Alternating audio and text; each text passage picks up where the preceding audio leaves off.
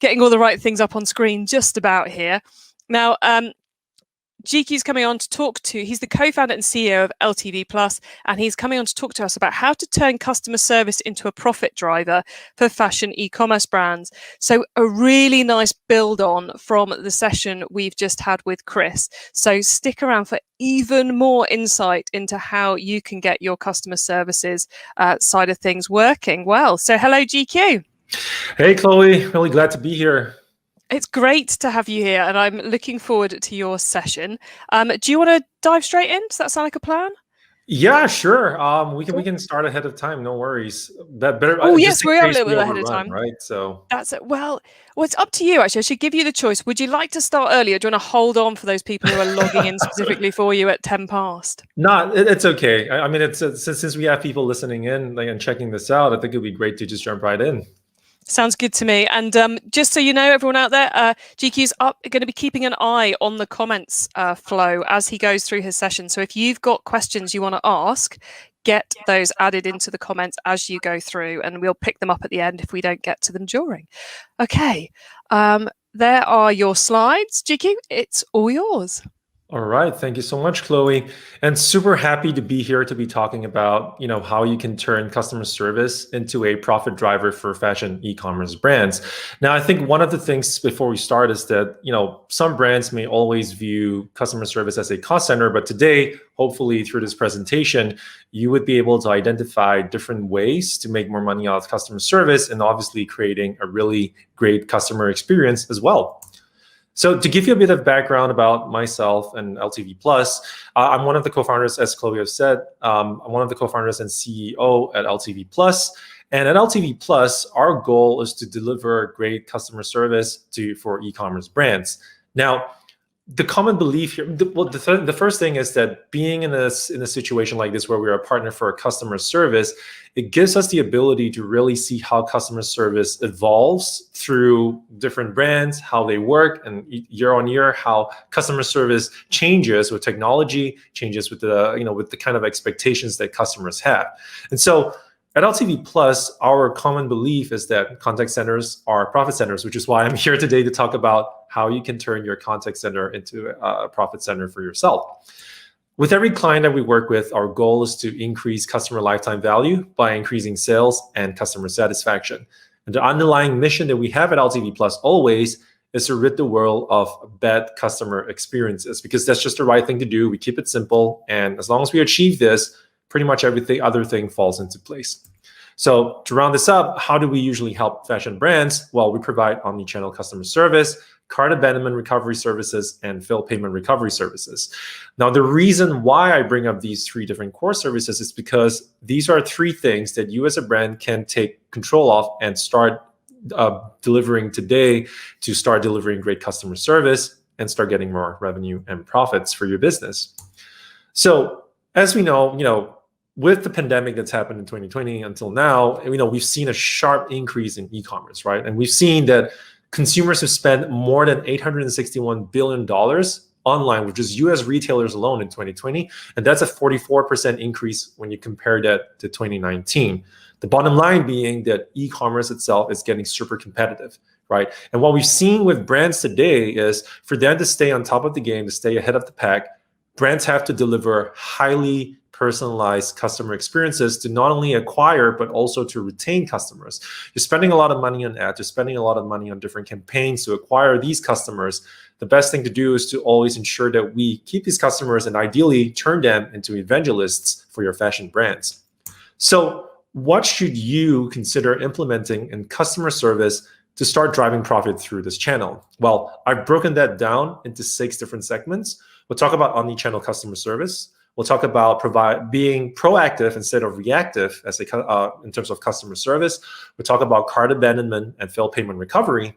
We'll talk about providing the self-service experience for customers as well.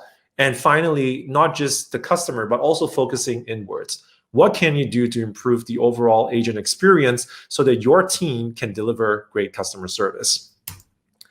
If you have any questions at any point, we'll be taking questions in the middle of the presentation and also at the end of the presentation. So feel free to drop them in the comment section. Very happy to jump in there. So it's more of an interactive session versus just me talking about stuff, all right?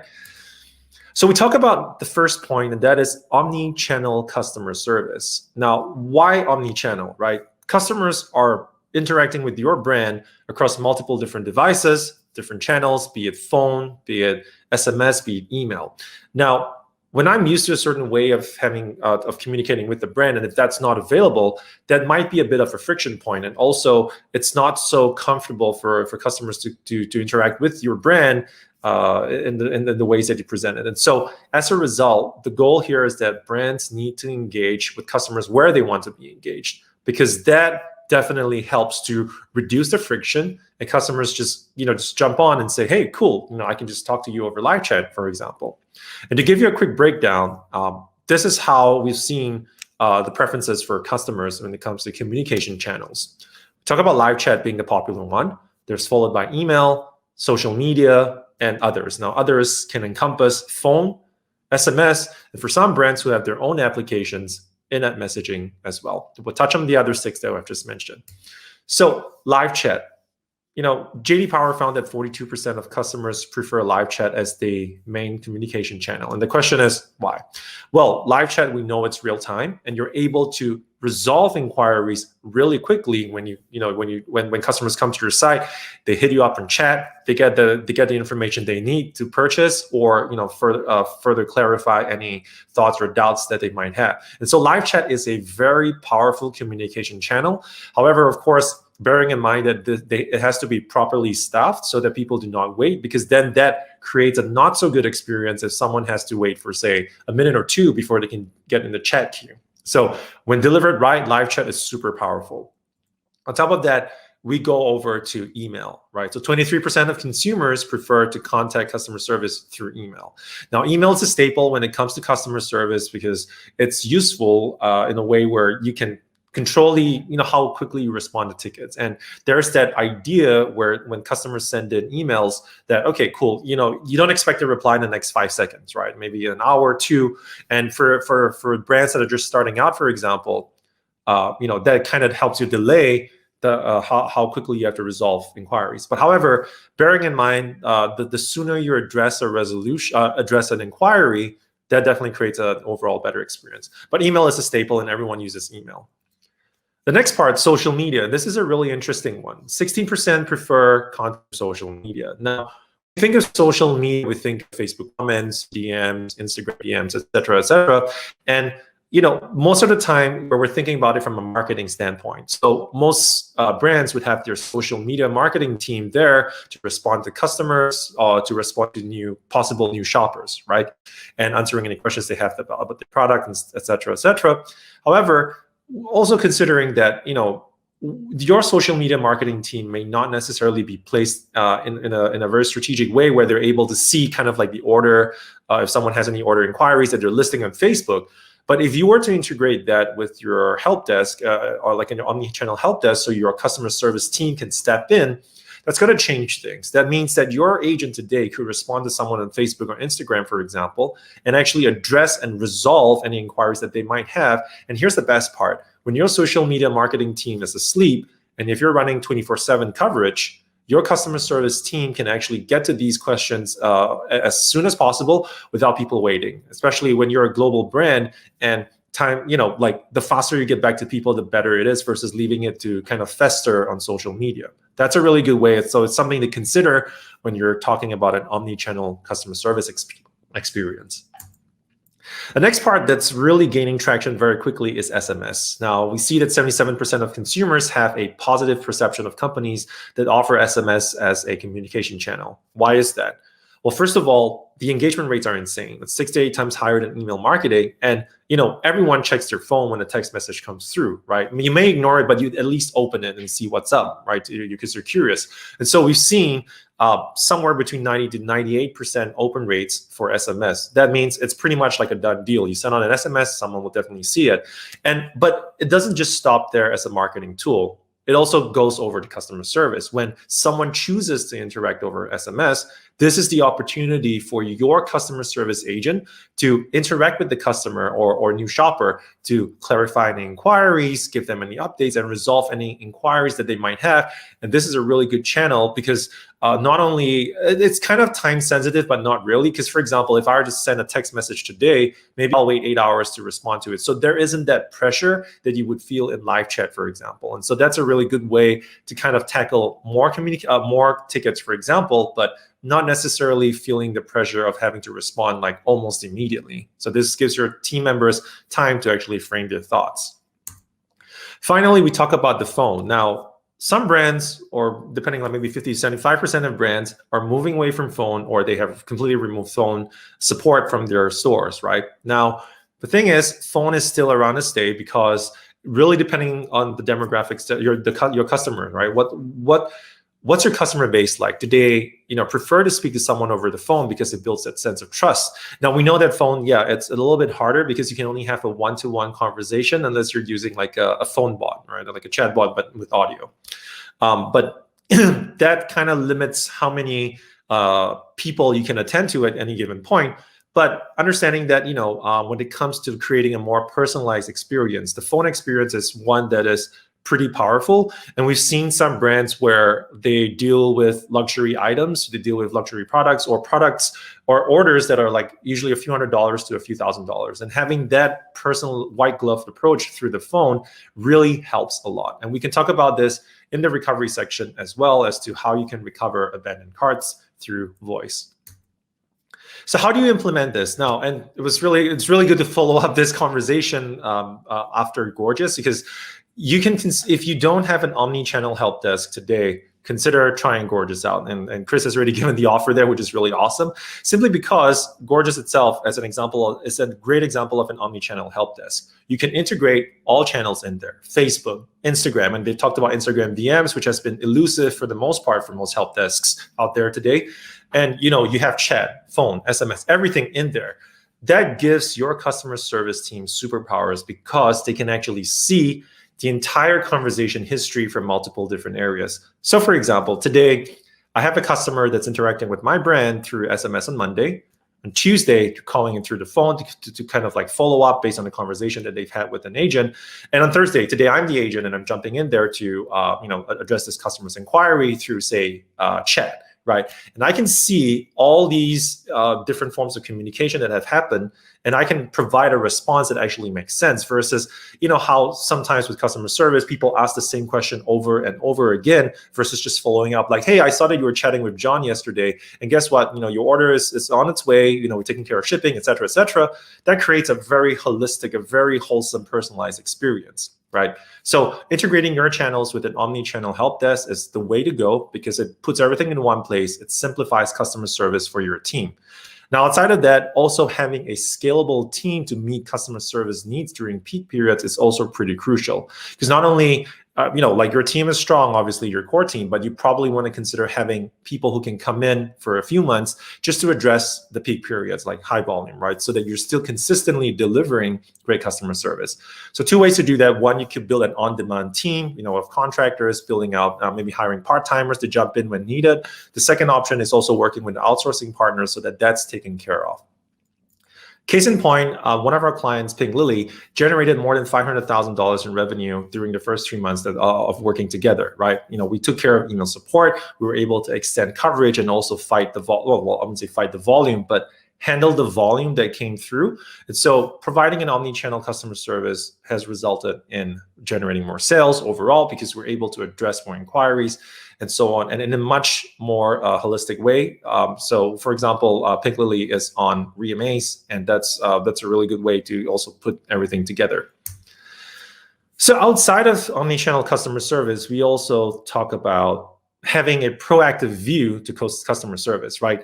Now, when we think about customer service, most brands might say, okay, hey, let's wait for a customer to reach out before we, kind of address their inquiries, kind of listing certain things on the website just so that, people get the information they need, and very highly focused on conversions. But if you today, when you take on the approach of providing a more proactive customer experience, here's what's going to happen, right? Brands can help customers before they reach out when you think proactively.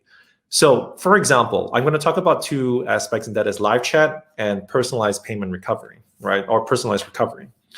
With live chat, we see that there is a 10 to 20 times higher conversion rate versus shoppers that are doing it on their own. Now, why is that the case? So for example, when you have an agent kind of interact with the customer beforehand, right? So if I'm shopping and I might maybe I'm checking out a jeans collection right now, it's a new collection for 2021, and I'm not sure what I want to pick up, but typically based on your analysis, you might find that people bounce off the page at the 1 minute and 50-second mark, right? You have a pop-up that comes in at a 1 minute and 30-second mark asking, hey, I noticed that you were checking out our jeans. Did you need help picking out a product, etc.? That's kind of anticipating the need to resolve any doubts that they might have, and not only stepping in just to offer help, like that's the first part of it.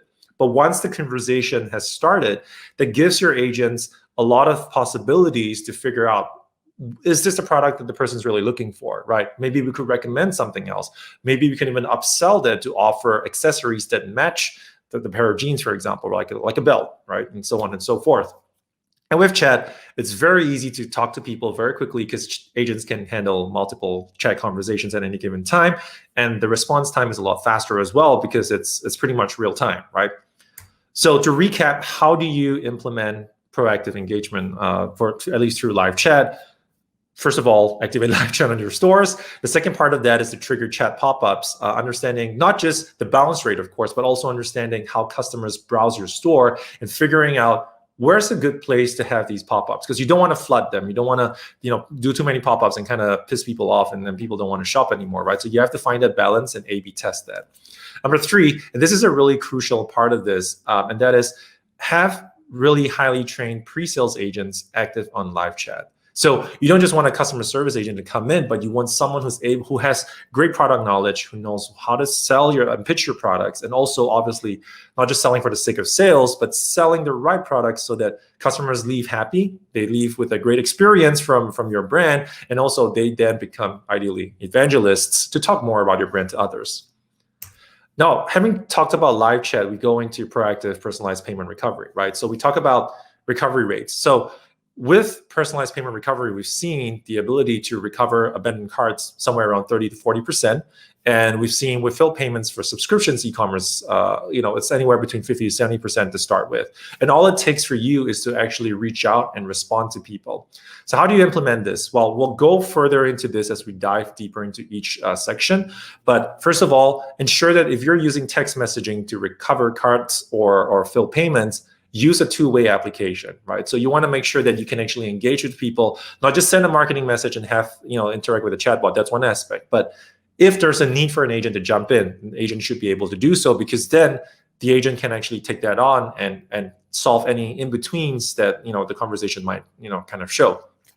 The second aspect of that is also having a call center app to call customers who abandon carts or have failed payments. Now, why is that the case? Now, this really depends on your ROI. If your products are not, they're pretty much fast moving, maybe it doesn't make sense. But if your product is worth a few hundred, like the average order value is anywhere between a few $100s to a few $1,000s, that probably makes sense that your customer service team spends some time catching up with people to help address their carts and help address any doubts that they might have to help move along with the purchase. Or, for example, if they have insufficient funds on their card, that they remind them, and so that your customers can top up their cards, and so that the subscriptions box does not get delayed. So we move on to the third segment where we talk about cart abandonment recovery, right? And so we've seen that more than 79% of online shopping carts get abandoned before the customer finalizes their purchase. Now, this differs, of course, from vertical to vertical, but there are a variety of reasons why people abandon their cart. So if you have not done so already, the first step is please implement automated SMS or email campaigns to rescue that sale, right? To rescue that cart. But on top of that, we talked about the personalized aspect of that. So once you have those automated campaigns coming and people are responding to those campaigns, have human agents come in to respond and help them with their orders, right? So for example, you send out a message that says, hey, GQ, I noticed that you have these items in your cart. Let me know if you'd like to purchase them, and I'll see if I can get you a first-time discount. Now, obviously, you don't have to run such an offer all the time, but we've seen great success with it. And so if someone says, yeah, I'm interested in your first-time offer because this is my first time shopping with your brand, and a human agent responds and gives that. And not only that, once the conversation is started again, that gives the agent the opportunity to kind of figure out the order like whether or not the cart makes sense and whether or not they need to change certain products. So be it doing over the phone call, do it over SMS, those are really good points. And then a really basic thing is to have agents respond to email replies, because sometimes that might be missed. Maybe it goes to the marketing team, doesn't get connected to your customer service team. Please ensure that they're connected so you can do that. And finally, offering the option to kind of jump on live chat to address these recoveries. So at this stage, just like to take a quick minute or two. Does anyone have any questions so far before we proceed to the next final 3 segments? Okay, I don't think we have any questions just yet, so we'll continue. And if you have any questions, just feel free to drop them in the comment section. And super happy to continue. All right, so now we talk about failed payment recovery, and you will realize that this is pretty similar to cart abandonment. Now, what are some of the common causes of cart payments failing, right? So the first of all, spending limits. Number 2, insufficient funds. Cards that are expired, maybe certain bank issues, and also possibly getting flagged for fraudulent activity. So we see that subscription companies lose around 99% of their MRR on average due to involuntary churn. Now that's money on the table that you could be getting back, because these are customers that are not intentionally canceling their subscriptions. They just didn't know, right? And so if you haven't done so already, like cart abandonment recovery, you need to set up automated campaigns through SMS, through emails, and reach out to them to let them know, taking on a proactive approach to let them know that, hey, your payments are not going through. If you'd like to receive your subscriptions box, please do X, and kind of resolve that, update their credit card, maybe kind of put more funds in their credit card, etc. So that really helps customers understand that, hey, that's a good reminder, right? So I can continue, enjoying the subscription boxes that I'm getting. Now, on top of that, we also go back to the same point of personalized recovery, and the points are the same. Contact them over phone if it makes sense. Engage with them over SMS if it makes sense as well. Please respond to emails and offer real-time live chat. The moment that you're able to talk about a person's, like here's another example, right? And so if, for example, that my card got declined because of it's expired, I need to update my card. Once I start a conversation with an agent could check in and even possibly push new product lines. So for example, they know that I've been subscribed to this for like a year, and they're like, hey, guess what? We have this new product line that just came in. Would you like to swap certain items in your box so that you can try them out, right? And so that's a really good way to take one step further versus just, okay, here, change your card details. You're gonna get, and your product continues. But rather, the agent has the opportunity to swap certain items and recommend items that make sense for the customer. And so that really creates a much better way.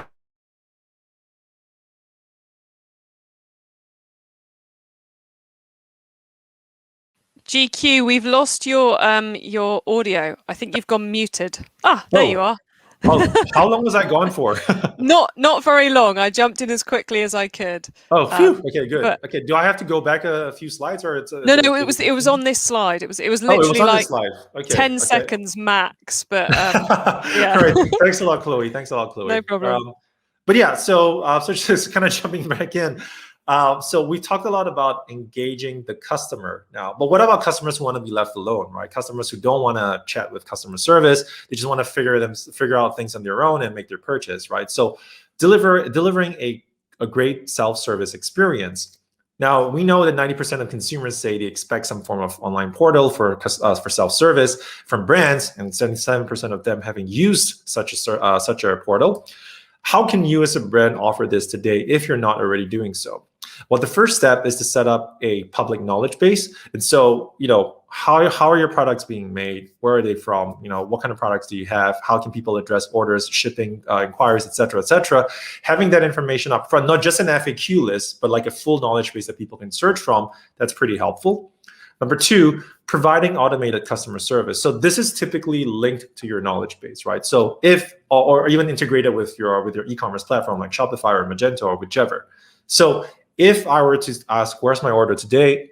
An agent doesn't have to jump in. Rather, what can happen is that the chatbot can just like get all the information that he needs from all the different platforms and just tell me today, oh, your order is here and this is what's happening to it, et cetera, et cetera. And that saves your business time and money, because the chatbot can do this at scale and your human agents can just focus on more complex inquiries. Number 3, publishing how-to content. And this is kind of linked to the first part, right? We're talking about more interactive content, how people can use your products, et cetera, et cetera. Now, this might be a little bit different for fashion brands, but let your imagination be free and figure out, kind of like what makes sense there. Number 4 is a really interesting one, and that is building out a public forum or community. Now, you may have some engagements on Facebook and Instagram, like if those are really popular platforms for your shoppers. Now, what about building out a community where people can interact and help each other out? Because today I can get a lot of information from people or actual customers and shoppers versus hearing it from the brand. And I think that creates a better sense or better social proof, because I, as a customer today, can find out what people really think about the brand, what people are shopping for, and figure out recommendations as to what are some of the products I can buy that can match with this, and what's really helpful for me to know. And so having that self-sustaining ecosystem will really help your brand alleviate the workload from your customer service, which is helpful. And of course, again, if I as a customer I don't really want to, I just kind of want to lurk around forums or Facebook groups to find out more about a brand, that's kind of an option for me. Finally, having an up-to-date FAQ section. Pretty standard, but sometimes brands tend to forget, but always ensure that your FAQs are up to date. And finally, we come to the last segment, and that is the agent experience. Now, we talked a lot about the customers. What about the agents that are supporting these customers? So not only is engaging customers and offering a self-service experience and offering omnichannel customer service very crucial for the customer experience, the agent experience is also super valuable as a part of your customer experience strategy.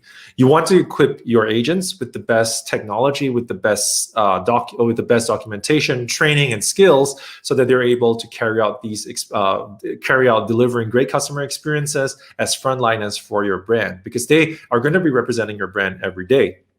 So some of the things that you can think about: number 1, having advanced help desk tools like Gorgeous. Again, referring back to Chris's presentation from before, having enhanced continuous training as well, because your agents need to have the knowledge that they need in terms of the products that are maybe the new products that are coming out, and the new processes that you might have, depending on the tech that you have, depending on any new logistics processes that you have in place. They always need that continuous training, and when they're up to date, they can deliver great customer service as a result.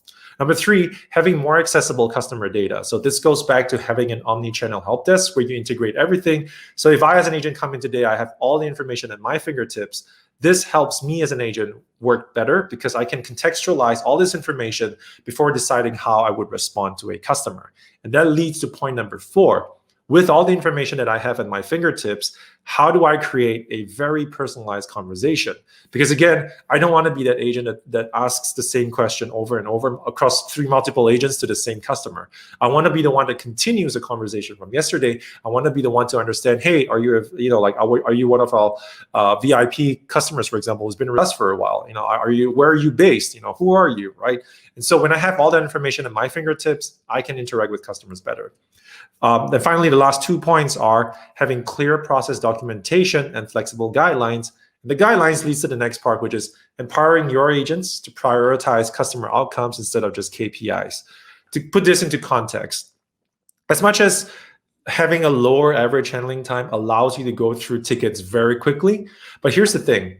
If it takes me 5 minutes to resolve an inquiry and have a customer get their resolution within the first touch, and leaving with a smile on your face, they're super happy having interacted with your customer service team and talking about your brand, I would rather that your agent spend that 5 minutes, making a customer happy, versus saying, I have to keep this to 2 minutes and moving on to the next person, to the next person, to the next person. Then it kind of feels like a factory line, right? So empower your agents to prioritize outcomes instead of just KPIs. KPIs serve as a guideline; they're important, but outcomes are more important. So, kind of rounding this whole thing up, delivering a highly personalized experience across all channels is super critical in a brand's growth in 2021 and beyond. Now, if all these things kind of feel a little bit too much for you to take in and you're wondering, what should I tackle first? We're here to help. So we're providing a free LTV Plus customer service audit. So what does this audit entail? We'll go through your current tech stack, understanding how you're delivering customer service right now, and identify what are some of the low-hanging fruits that will help you get the most ROI out of customer service today. So if you have any questions, feel free to drop them in the comment section. And thank you so much for listening. I've listed my email there as well in case, if you have any questions and you can't think about them now, feel free to contact me at gq@ltvplus.com.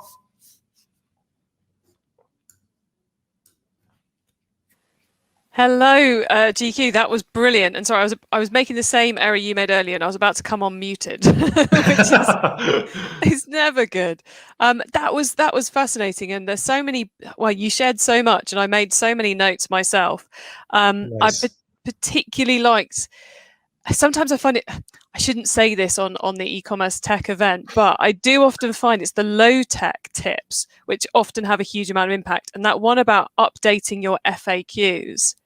I often think that login on the website should be given to the customer service team rather than the marketing team. It's so much opportunity in the FAQs. It is true. It is very true. And because with your customer service teams, they're the frontliners. They understand what people are asking, and so having that feedback loop is so important, right? Because you want to make sure that again, going back to the self-service experience, we want to make sure that I, as a customer, can get the information that I need without having to ask customer service in the beginning if it's a simple inquiry. And so we've seen there's that disconnect. Sometimes people see certain things in the FAQs, but then when they make that purchase, they go to they realize post purchase, oh, hey, the materials of this product are different from what you've advertised. And then they go back to customer service, and that just creates a really bad experience, and that might even end up in a dispute as a result. Yeah, it's so powerful. Sorry, we've had something come in. Oh, we've had a question come in. Excellent. There we go. It's from Mitchell Najeri. Hopefully I said that right. How do you know the frequency of sending alerts to customers? There's a question and a half. All right, nice. That's awesome. Mitchell, would you mind kind of clarifying, what do you mean in terms of knowing the frequency? How do we figure that out, or do you mean based on our research? Yeah. Let's see. I would assume, because it may take a while for the follow-up to come through, I would assume we're talking about working out the frequency of sending. What's your guide to that? How would you approach it? Sure. So if we're talking about, let's say, cart abandonment and failed payment, right? The thing is, you don't want to be harassing people. So the first step is that typically when we talk about emails, we kind of space them out within at least the first week. We kind of space that out between 1 or 2 days upon the first interaction. So on the first day, we send something out. The second day, we'll send something out. But after that, probably 2 or 3 days. But this, you really would have to experiment with this. But I'd say that the gap is in the initial first week, anywhere between 1 or 2 days, then 3 days. Then the following week, it could be once every few days. It could be 4 or 5. It really depends, because we see a variety with our clients. And then in terms of SMS, you can kind of think of it the same way as well, because the ultimate goal is that you want to find that balance. To recap, the first week is very crucial, and that's where you can kind of have that constant engagement. However, you don't want to irritate your prospect, your possible customer or your current customer. So kind of figure out an A/B test, what makes sense there. But once it tapers off the first week, you kind of want to hold back and pursue maybe once a week or so. Yeah. Well, that was another brilliant answer and some more great advice from you there, GQ. So would you just like to remind everyone how they can get hold of you, and then we'll say goodbye? Sure, yeah. So you can contact me at gq@ltvplus.com, or look for me on LinkedIn. I'm pretty active on LinkedIn as well. Just look for GQ Fu LTV Plus, and you'll be able to find me. Yeah. Mitchell, I just heard your question, but yeah, I hope that answers your question, because I kind of jumped the gun there. I hope that answers your question, your follow-up question. Brilliant. Thank you so much, GQ. And thank you so much, see you Chloe. again soon. Yes, take care, Chloe. Bye. Bye.